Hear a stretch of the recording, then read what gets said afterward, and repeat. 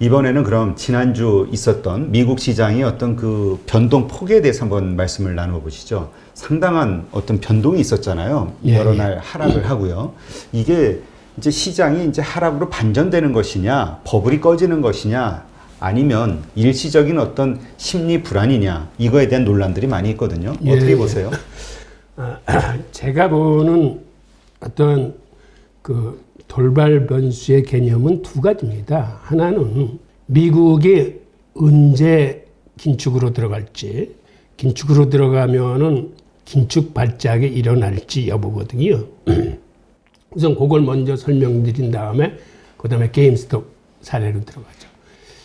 우선 올해 미국의 재정 확대 정책은 국채 순증이 한 2조 3천억 달러 지금 예정돼 있는데 그 중에서 단기 국채는 5천억 정도를 지금 회수할 예정입니다. 왜 그러냐면 지난해에 급히 국채를 찍어서 시중에 돈을 융통하다 보니까 금융권에서 인기가 많은 단기 국채 위주로 찍었어요. 네. 그래서 지난해에 단기 국채가 한 2조 7천억 달러가 발행됐습니다. 그래서 올해는 단기 국채는 오히려 찍지 않고 5천억 달러를 회수할 예정입니다. 반면에 중장기 국채들 작년에 1조 4천억 달러 발행했는데 중장기 국채들을 올해 한 2조 8천억 달러 정도 발행을 할 거예요. 근데 이렇게 되면 어떤 문제가 생기냐면 작년에 1조 4천억 달러 발행했을 적에도 이게 공급이 수요보다 많기 때문에 국채 경매 날짜만 되면은 국채 가격이 떨어지면서 금리가 뛰어올랐거든요. 그런데 올해 그런 현상이 더 심해질 겁니다. 액수 자체가 금액 자체가 2배로 늘었기 때문에 그래서 올해는 10년 만기 국채의 금리가 굉장히 올라갈 거예요. 그래서 연준의 고민이 여기에 있어요. 네. 사실은 지금도 10년물 국채가 초미의 관심 대상이고 이게 더 올라가면 문제가 생길 텐데 라고 보고 있는데 올해는 물량이 2배 이상 나오기 때문에 금리가 더 올라갈 텐데 더 올라가면 사실은 연준으로서는 그 금리를 억제하기 위해서 양적 완화를 지금보다도 훨씬 많이 해야 되거든요. 그러니까 시중에서 뭐 10년물 국채 같은 걸 많이 사줘야 되는데 그럴 만한 지금 환경이나 여건이 안 됩니다. 네. 왜 그러냐면 지금 정부에서 발행하는 국채가 2조 3천억 달러가 순증이 되고 거기다가 연준이 매월 1,200억 불씩 사는데 이게 1년 합치면 1조 4,400억 달러나 돼요. 그러면 이 두 금액을 합치면은 올해 늘어나는 유동성이 거의 3조 7천억 달러가 넘기 때문에 사실은 작년에 그 힘든 상황에서도 발행한 게 한 4조 정도인데 거기에 거의 버금가는 금액이 다시 풀리는 거거든요. 네. 근데 이렇게 되면은 정말 자산 가격이 더 커지고 동시에 인플레가 같이 상승을 합니다. 그런데 자산 가격이 커진다는 거는 실물 경제하고 괴리가 더 커지면서 즉 부동산 가격, 주식 가격이 올라가는 걸 의미하는데 이건 사실은 버블이에요. 그거를 연준도 인지를 하고 있습니다. 그러니까는 이제는 더 이상 버블을 일으키면 안 된다라고 보기 때문에 유동성을 줄여야 된다 그러면 재정에서 줄이지 못하고 이제는 양적 완화 쪽에서 줄일 수뿐이 없어요. 그러니까 양적 완화에서 줄이자니 금리는 더 올라갈 것 같고 그거를 줄이지 않고 있자니 자산 가격이 상승할 것 같고 하니까는 연준이 고민이 되긴 하지만 줄인다면은 양적 완화에서 줄여야 되기 때문에 지금 테이퍼링에 대한 운을 계속 띄는 거라고 보고 있거든요. 네. 그래서 시장도 지금 테이퍼링에 대한 심리적인 위축감이 갖고 있어요. 그래서 우리가 생각보다는 지금 미국 시장에 힘을 쓰지 못하고 있는 것도 이러한 심리적인 위축감도 같이 포함되고 있는 걸로 봅니다.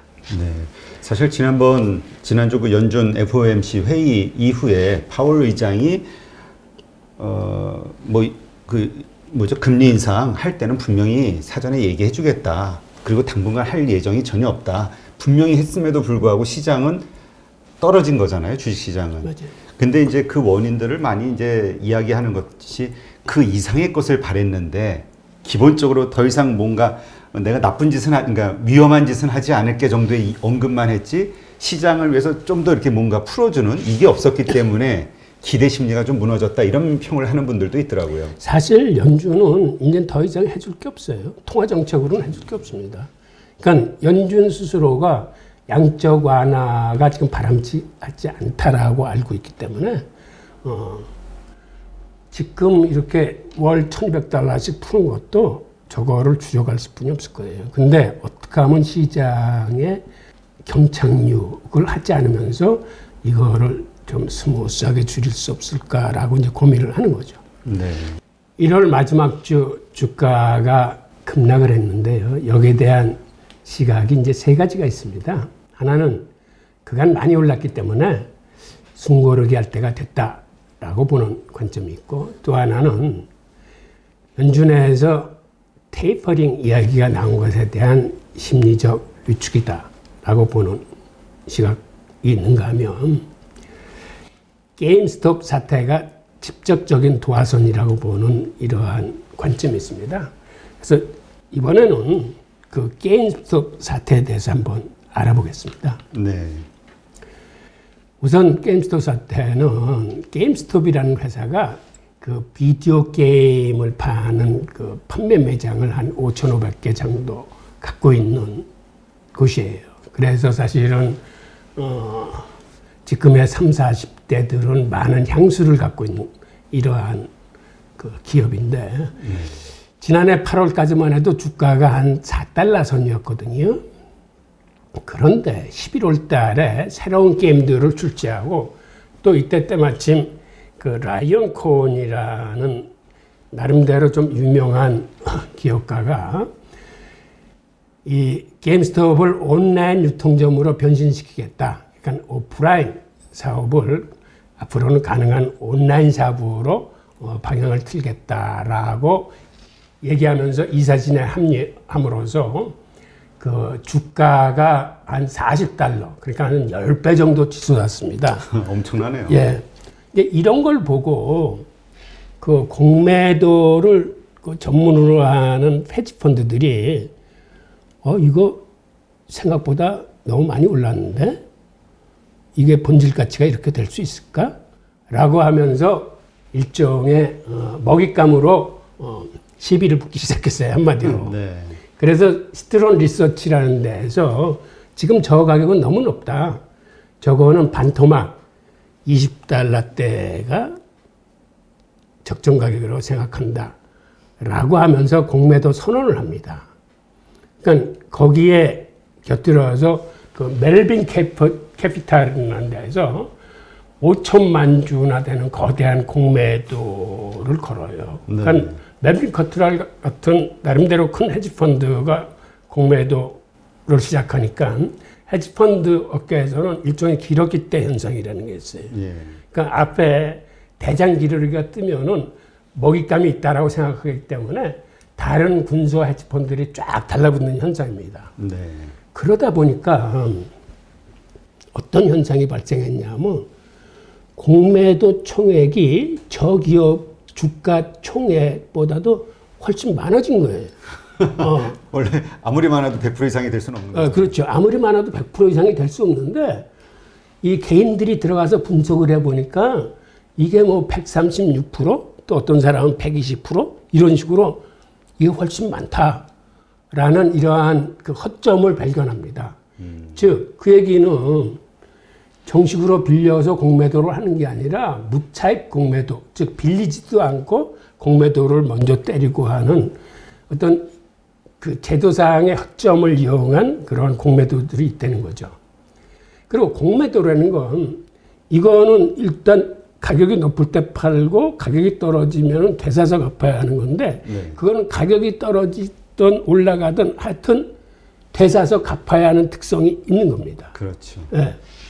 그래서 이게 어떠한 문제점이 발생했냐면 이게 증권사적으로 볼 적에는 나름대로 대사건이 하나 발생한 건데, 즉 온라인 커뮤니티인 레디라고 있습니다. 그러니까 레디에서 어떤 토론방들이 여러 개 있는데 그 중에서 월스트리트에 베팅하는 월스트리트 배치라는 토론방이 있어요. 예. 거기서 이 문제가 공론화됐습니다. 네. 저놈들이 움직이는데 보니까 시가총액의 뭐 136%야. 저거 말도 안 되는 거 아니야? 라고 해서 이런 정보 공유의 어떤 힘이라고 그럴까요? 이런 소식을 가지고 그 공론화되니까 여기에 사람들이 굉장히 몰려들기 시작해서 순식간에 500만 명이 모였어요. 이 방에. 그래서 거기서 이 기회에 한번 본때를 보여주자 해서 개인들이 뭉쳐가지고, 사실은 개인들이 뭉친다는 게 쉬운 게 아닌데, 그렇죠. 요번에 개인들이 뭉쳐서 이 겐스탑의 주식을 사들이고 그 다음에 콜옵션을 걸기 시작합니다. 즉 가격이 올라가는데 베팅하는 거예요. 이걸 집단적으로 매수했을 뿐만 아니라 또 이때 때 맞춰서 이런 투자업계의 큰손들인 윙클보스 형제라고 옛날 초기 페이스북 초기 그 개발자들이 있어요. 그 주커버크하고 그 소송까지 갔던 친구들인데 지금은 비트코인을 엄청 많이 갖고 있는 사람들인데 네. 여기에 가세를 해요. 그 다음에 일론 머스크도 트윗으로 가세를 합니다. 일론 머스크는 이거 완전 사기다.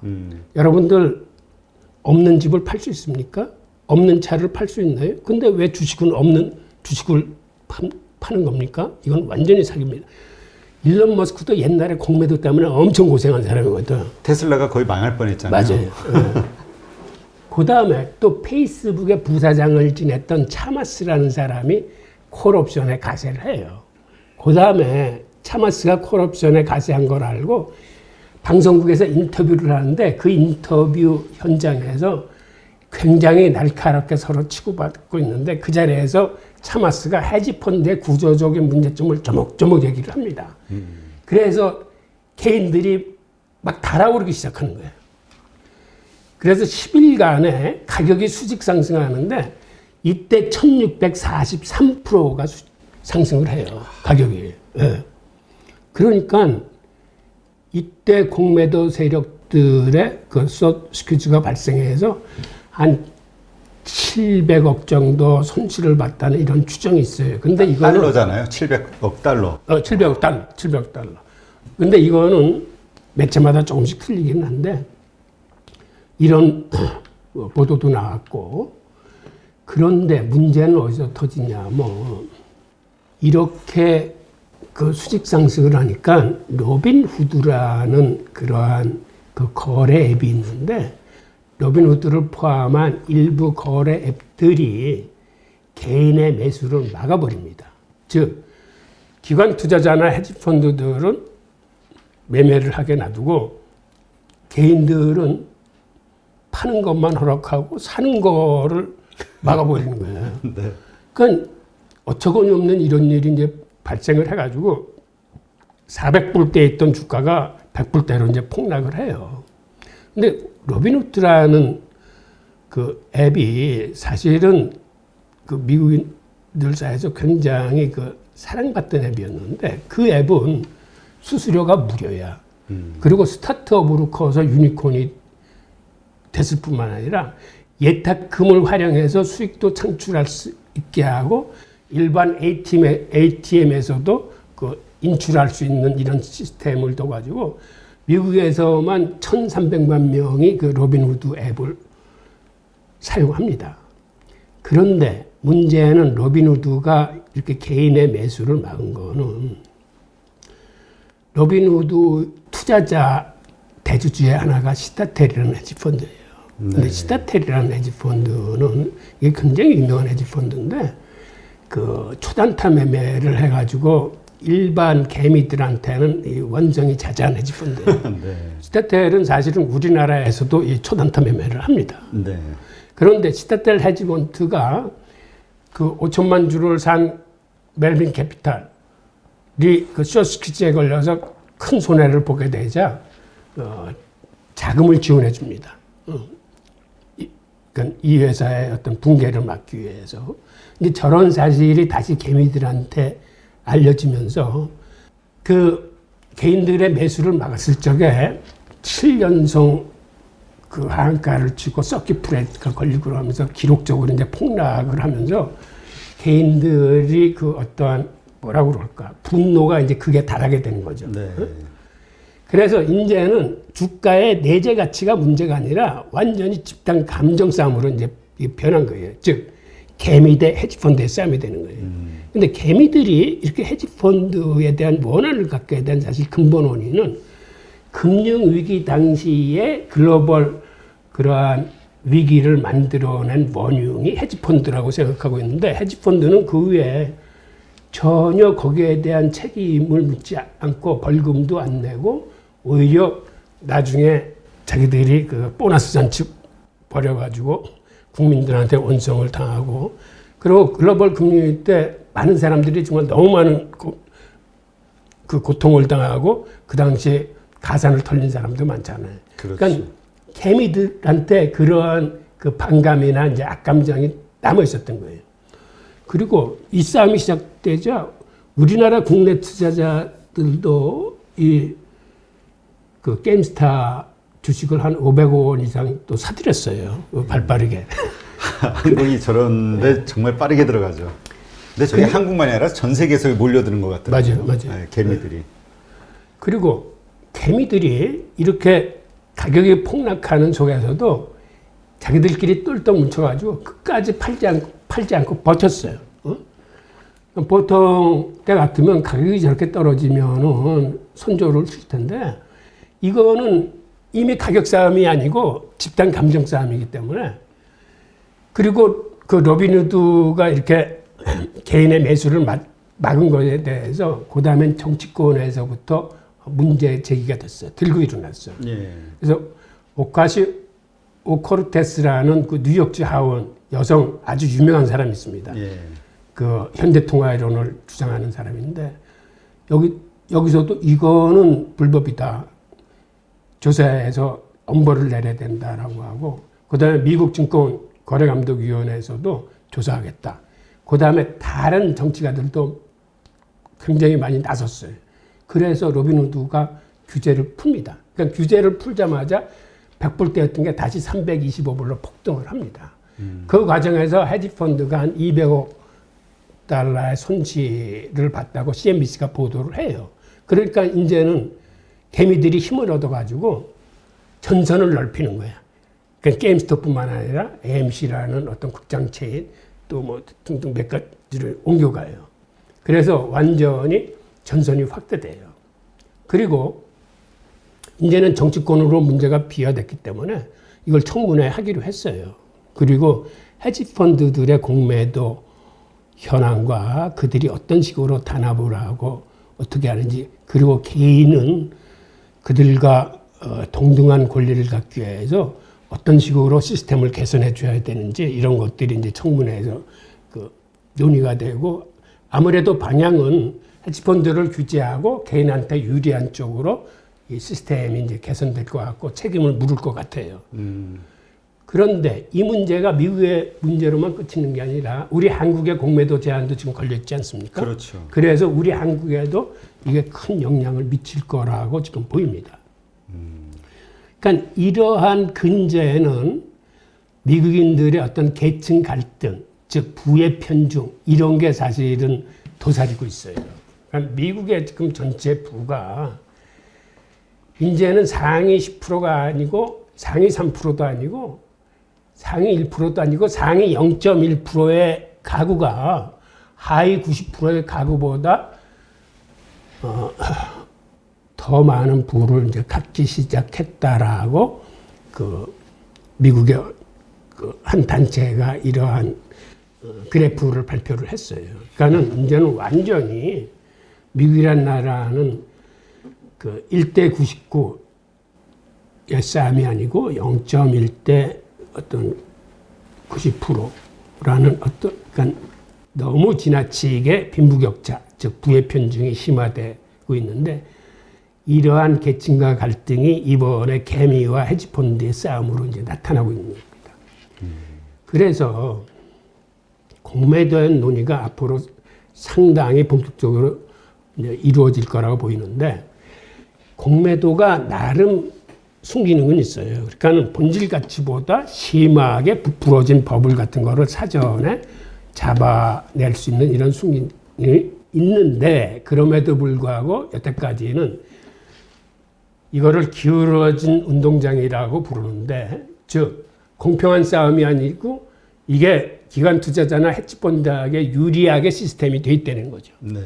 그래서 앞으로는 이게 기관 투자자나 헤지펀드에 비해서 그 불이익을 받는 개인한테 이 불평등을 개선할 수 있도록 어떤 시스템이 개선되어질 거라고 보이고, 그 다음에 사실 헤지펀드는 자기들끼리 은밀히 담합을 합니다. 예를 들어서 공매도 전략에 나오면 자기들이 해야 될 그 몫을 나눠가지고 어떻게 그 시장을 그 하방으로 두드릴 건지를 이제 일종의 각본을 짜는 거죠. 그리고 그들이 돈을 버는 건 비싼 값에 팔아서 싼 값에 사들이는 그 차액을 보는 것뿐만 아니라 사실은 그보다 더 큰 돈을 어디서 버냐면 파생 상품에서 벌어요. 그러니까 파생 상품에도 그러니까 풋옵션 같은 거를 그러니까 일반인이 생각하지 못하게 가격이 멀리 떨어져 있으면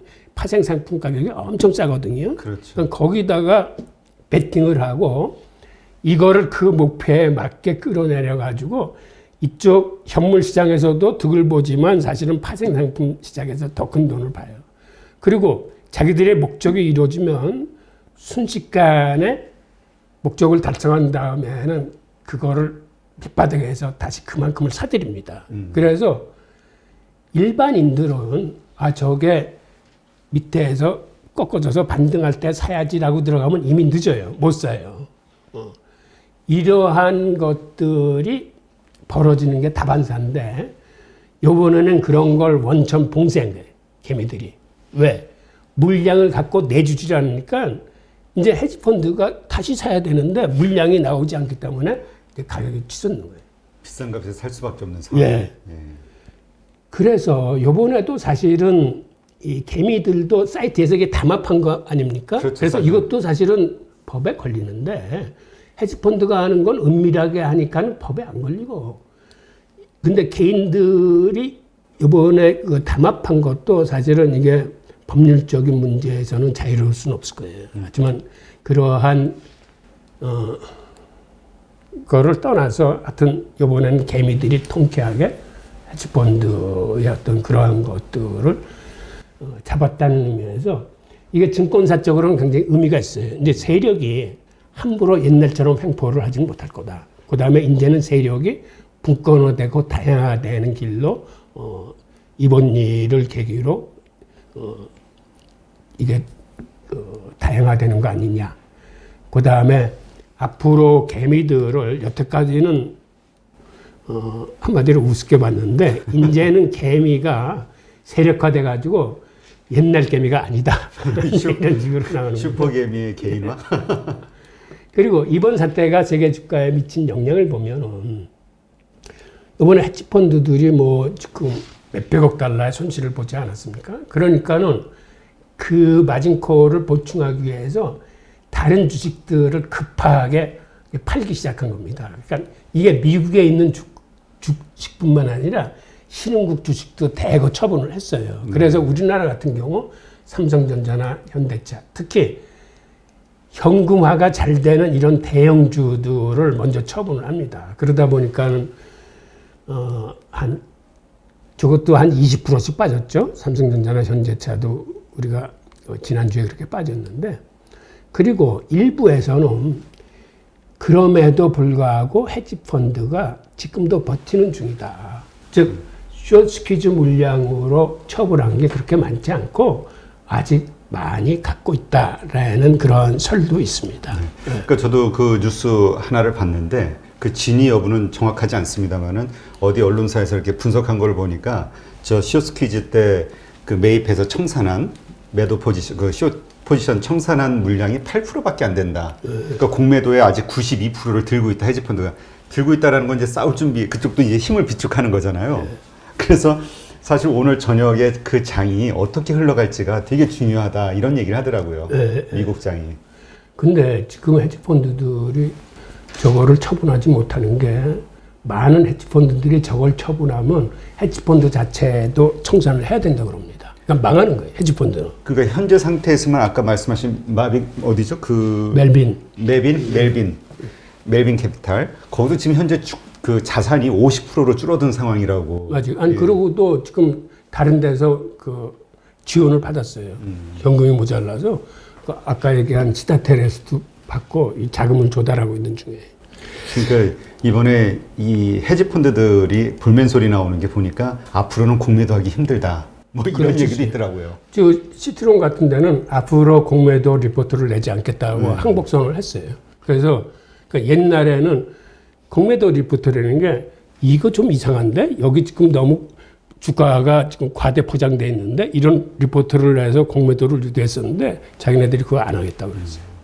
그러니까 근데 이러한 것들을 보면 우리가 사실 기울어진 운동장이라고 한국의 어떤 공매도 시스템 자체가 문제가 있다라고 얘기를 했지만 실상은 미국이나 우리나 다 똑같은 상황이었던 건가 보죠. 어떤 공매도와 관련된 규제나 그런 거죠. 결론은 그런 거죠. 근데 쟤네들은 우리보다는 훨씬 앞서 있음에도 불구하고 그래도 기울어진 운동장이거든요. 근데 우리는 쟤네들보다도 더 처져 있으니까 우리는 사실은 좀 심하게 기울었다고 봐야겠죠. 아니, 그래서 그 데이터를 하나 보니까 이제까지 공매도 친 세력들, 이제까지 외국인 투자자들, 공매도를 친 세력들의 수익률이 그러니까 승률이 92% 3%라는 맞아요. 이야기도 있더라고요. 아까도 말씀드렸듯이 쟤네들이 담합하면 개미들은 못 이깁니다. 그래서 개미는 사실은 저런 근처에 가지 않는 게 가장 현명해요. 그런데 그러한 거를 바로 잡겠다 그러는데 저건 은밀한 단합이기 때문에 저 본질은 사실은 건드리지 못할 거예요. 하지만 바깥의 현상만이라도 개인들한테 유리한 쪽으로 다른 것들을 이제 개선시켜 주겠죠. 네.